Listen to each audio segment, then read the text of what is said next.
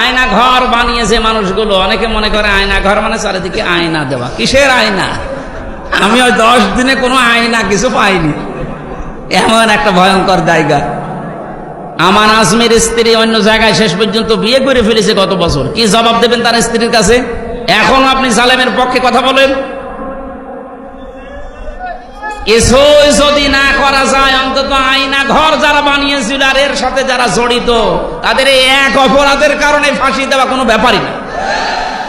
কত বড় জুলুম একটা! দুনিয়ায় বেঁচে থাকতেও জানে না যে আমি বেঁচে আছি কিনা। কখন শহর হয়, কখন আসর হয়, কখন দিন হয়, রাত হয়, কিচ্ছু বোঝা যায় না। আপনি মানুষ এখনো পর্যন্ত বলে যে আমি কি করেছি যে আমি পালিয়ে যাব? কি করেছে? সামনে আয়। কি করেছি তোরে আমি নিয়ে ওই জায়গায় তো মাত্র খালি তোর 8 বছর না, শুধু 8 দিন আটকিয়ে রাখবো, এমনি মরে যাবি।